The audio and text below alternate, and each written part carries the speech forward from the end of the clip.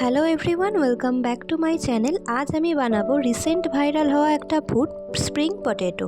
বানানো কিন্তু খুবই ইজি আর খুব অল্প খরচায় হয়ে যায়, তাই মেলা থেকে অত দাম দিয়ে না কিনে তোমরা বাড়িতেই বানিয়ে নিতে পারো। প্রথমে আলুগুলোকে কাঠির ভেতর ঢুকিয়ে বটির সাহায্যে এইভাবে ঠিক কেটে নিয়েছিলাম। তারপরে আস্তে আস্তে হাত দিয়ে ঘোরালেই কিন্তু ফিনিশিংটা চলে আসবে। তারপর একটা পাত্রে নিয়ে নিয়েছিলাম ময়দা, অল্প কর্নফ্লাওয়ার, অল্প গোলমরিচ গুঁড়ো, নুন আর অল্প লঙ্কা গুঁড়ো আর কাশ্মীরি লঙ্কা গুঁড়ো। ভালোভাবে এটাকে মিক্সড করে নিতে হবে। তারপর যে স্প্রিংগুলোকে আমি রেডি করেছিলাম এই মিশ্রণের ভেতর দিয়ে ভালো করে মিশিয়ে নিতে হবে। তারপর কড়াইতে সাদা তেল দিয়ে তেল গরম হয়ে যাবার পর স্প্রিংগুলোকে আমাদের তেলের ভেতর ছেড়ে দিয়েই ভেজে নিলেই আমাদের কিন্তু রেডি হয়ে গেল স্প্রিং পটেটো। তো তোমরাও কিন্তু বাড়িতে অবশ্যই ট্রাই করো।